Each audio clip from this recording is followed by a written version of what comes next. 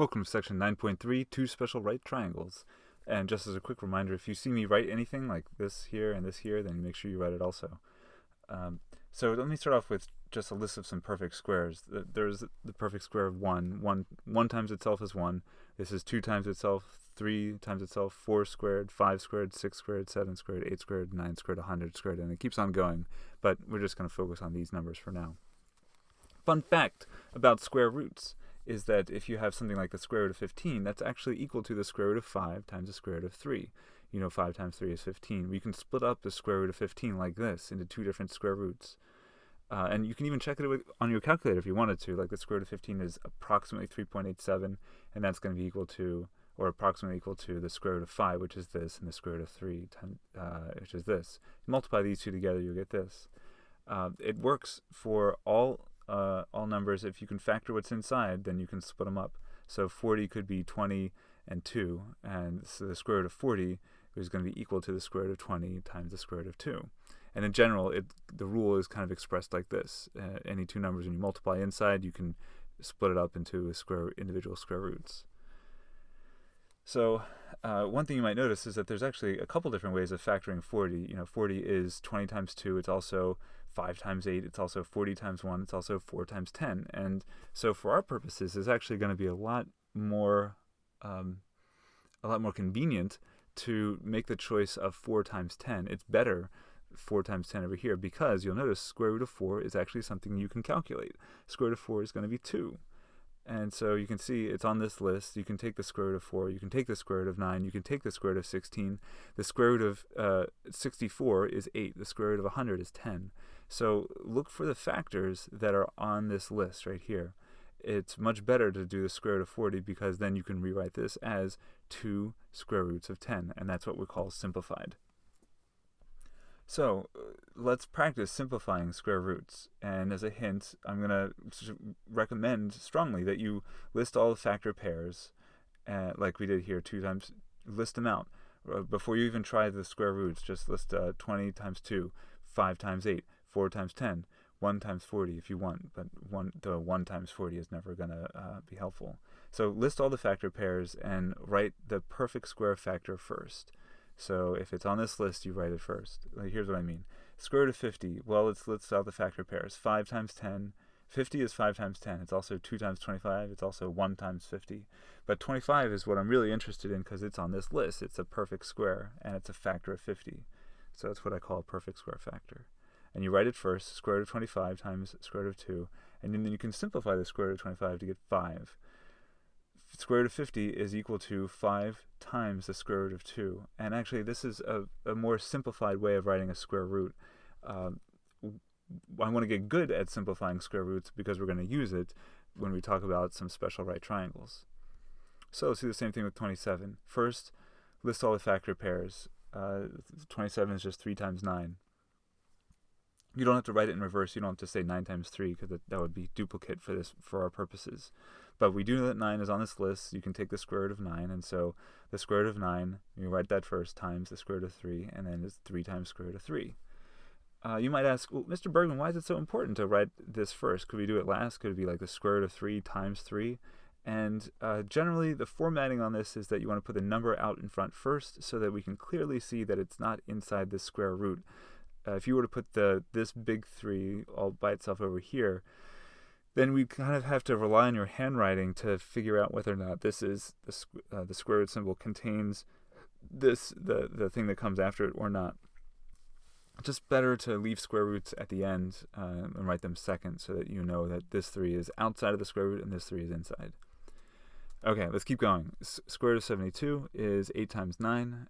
It's also 6 times 12. It's also 4 times 18. It's also 3 times 24. It's also 2 times 36. We've got 3 different options here. 9, 4, and 36 are all perfect squares.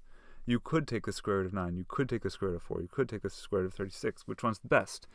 Choose the largest, 36, because here, when you take the square root of 36, this is the largest, and then therefore this number is going to be the smallest, and that's best. That's ideal. That's simplified. Square root of 36 is 6 times the square root of 2. If you were to choose one of the other numbers, like 4 and 18, then you'd get the square root of 4 times the square root of 18. And the square root of 18 is actually not completely simplified. You could repeat this whole process with the square root of 18. So best to just choose the largest perfect square and let that be it right here. The square root of 24. The process is list out all the factor pairs. 4 times 6, 3 times 8, 2 times 12. Find the one that's on this list. It's a perfect square, and you can take its square root. And I've already started to write it out. I want you to pause the video and finish. Now you might say, Mr. Bergman, do I really have to list out the factor pairs? And I'm going to say yes, because doing this kind of thing in your head, it might result in the correct answer, or it might not. It's way better to show your work and do it kind of, and this is not, I'm not going to call it the long way, but do it the long way, and you're more likely to get it right. In fact, I'd like you to do finish A like I've started A, do B, and then do C. Check them in the back of the packet, and then when you're ready to move on, unpause the video.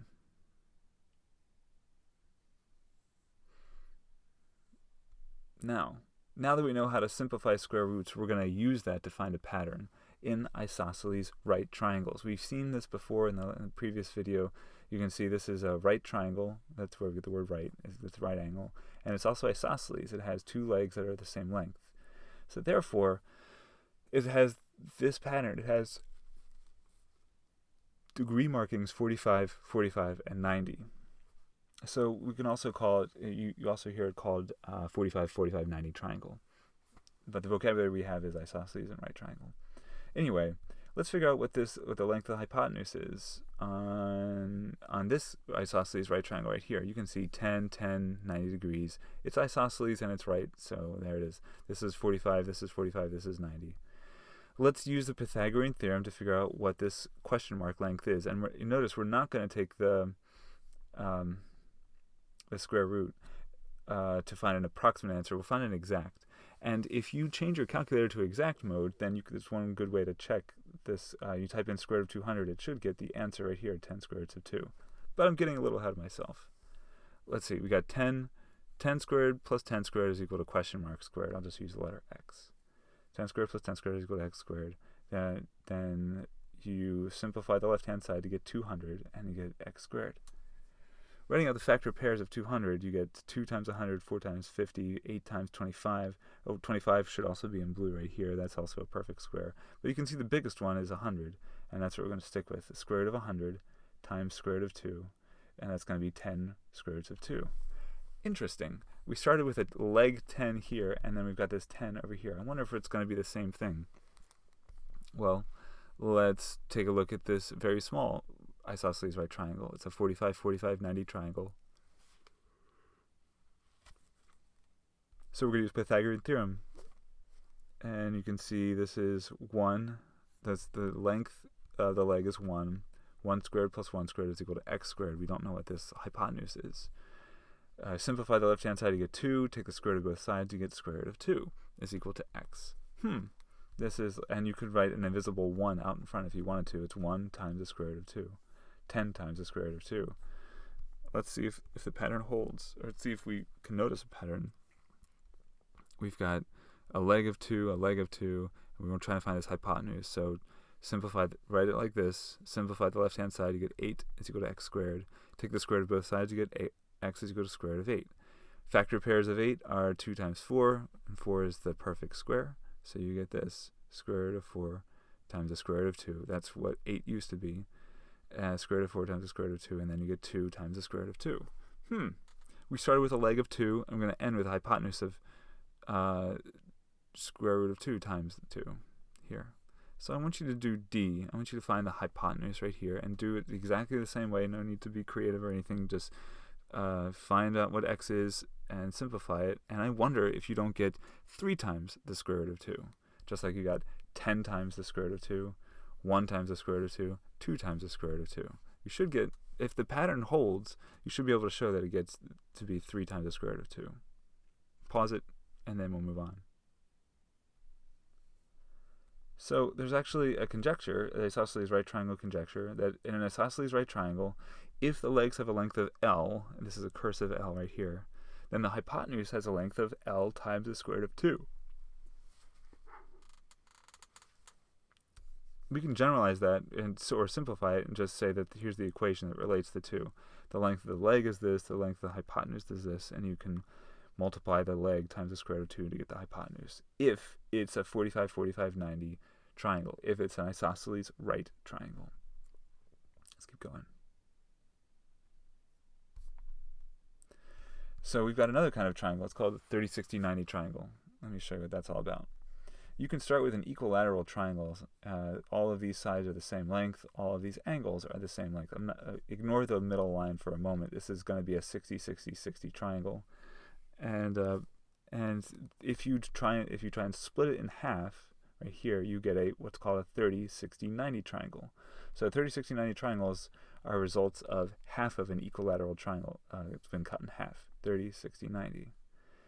And one thing you'll note is that, so for example here, this, if you can imagine it, this used to be an equilateral triangle. This used to be 14 right here, but it got cut in half.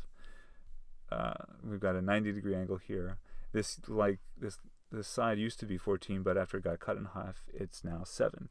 So it's 7, 14. I wonder if you can find the length of the third side.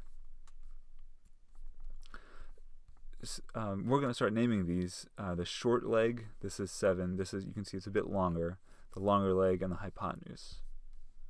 The short leg is the opposite of what you might call a 30-degree angle, the angle that got cut in half. So here's the angle that got cut in half. It's now 30 degrees. And here's the side that got cut in half. It's a length of 7. And this is a shorter leg. This is the longer leg. It's opposite of the uncut 60-degree angle right here.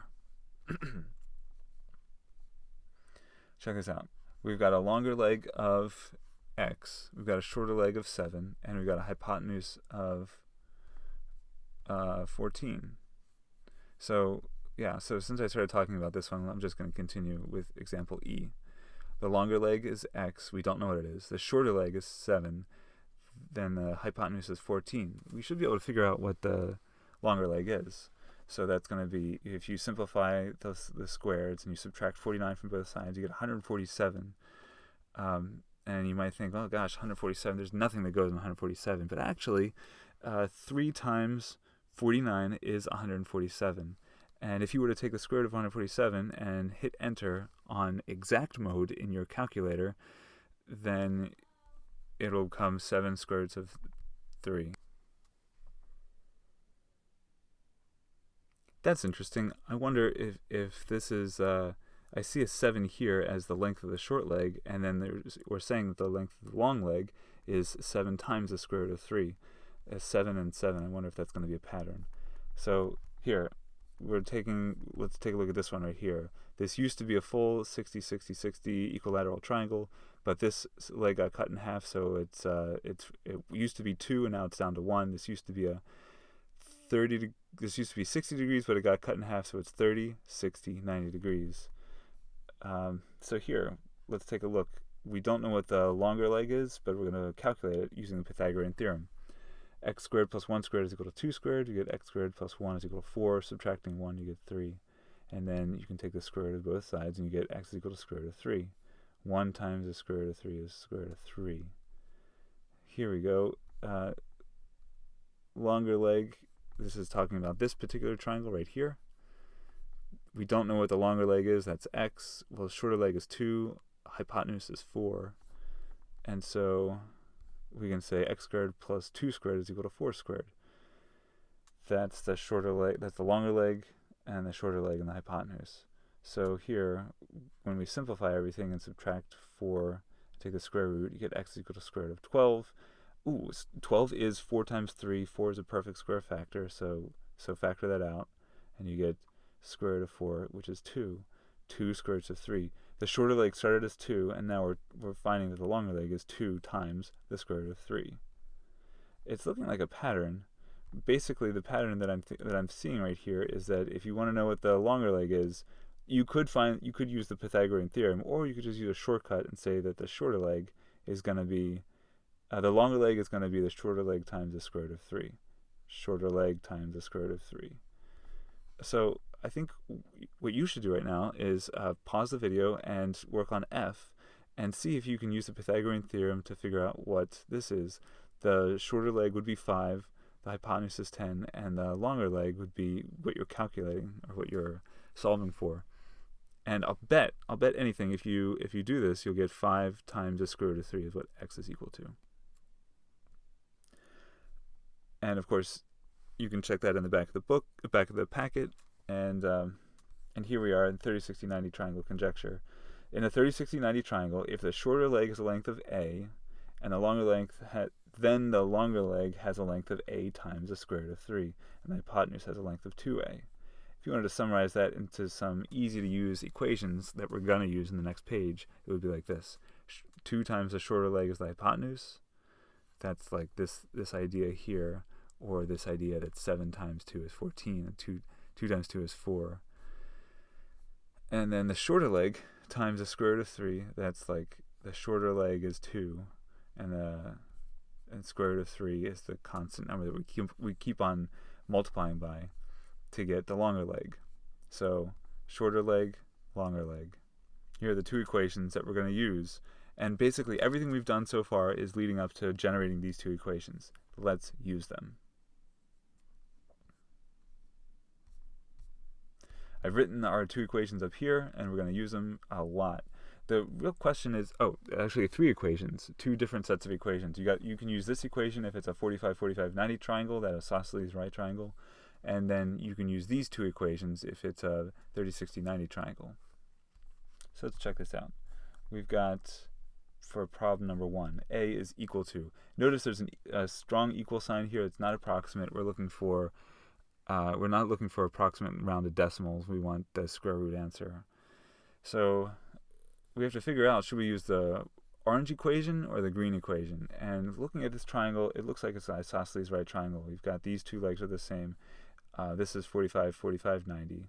And so then we can use our orange equation. Leg is times the square root of 2 is equal to hypotenuse. That leg is 72, and the hypotenuse is a, so a is equal to 72 square roots of 2.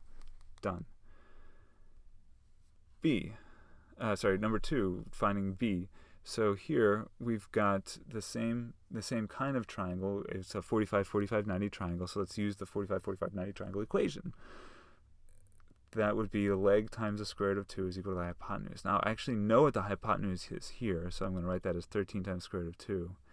And the variable that they want me to use here for the leg is b. So b times the square root of 2 is equal to 13 times the square root of 2. You can divide both sides by the square root of 2 to get that b is equal to 13. And so b is 13, and so then the hypotenuse is 13 times the square root of 2.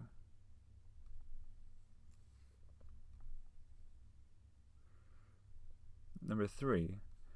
What triangle is this? It's not a 45, 45, 90 triangle.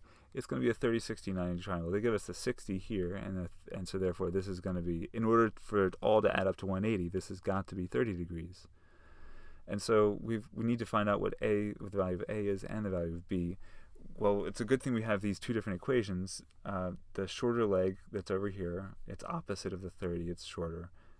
The shorter leg is opposite of the smaller angle, and the longer leg is opposite of the larger angle.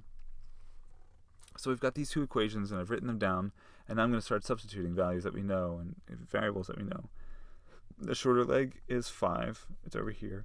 5 times 2 is equal to a. A is the hypotenuse. So when you calculate 5 times 2, you get 10, and so therefore a is 10. You can see this value should be 10 right here. This length should be 10. The shorter leg, again, is 5, and times the square root of 3 is equal to the longer leg. Longer leg variable is b. So b is going to be equal to the 5 times the square root of 3. Number 4. I've started number 4, and I want you to finish it. We have to figure out first what kind of a triangle is it. Are we going to use the orange equations or the did I call this blue? Green, orange or green. Orange or green equations, and because of the 60, I know it's a 30, 60, 90 triangle and not a 45, 45, 90 triangle.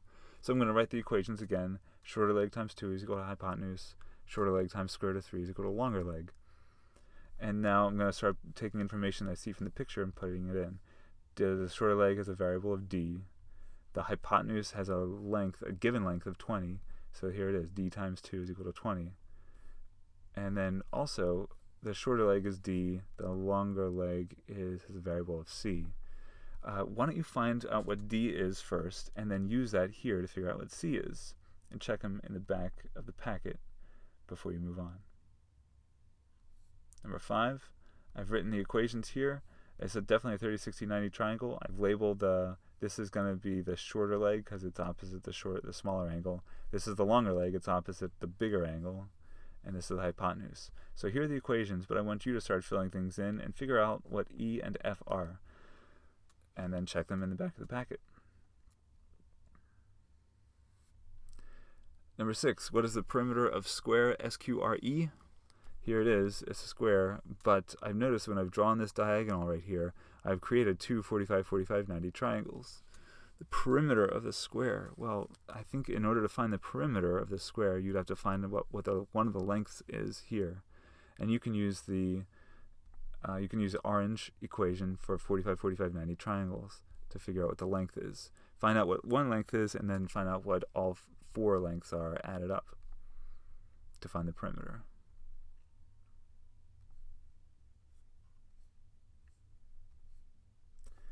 Number 8. We want to find out what G is and what H is. This is a complicated picture, but I know I'm going to start over here where all the numbers are, 120 and 30. I'm pretty sure I could figure out what G is using the Pythagorean Theorem. And oops, I've written this wrong. This is 130 should be over here where G is, and G should be over here. 120 squared plus G squared is equal to 130 squared. So this is actually written wrong. You've got, so please make sure you don't copy exactly what I have here. It should be 120 squared plus G squared is equal to 130 squared, because 130 is the hypotenuse. Anyway, solve that equation, not this one. Solve that one for G, and then use that value here and here to figure out, so that you can figure out what these lengths are. This value of G is going to be the same here, here, and here. And then you can use that to figure out what H is.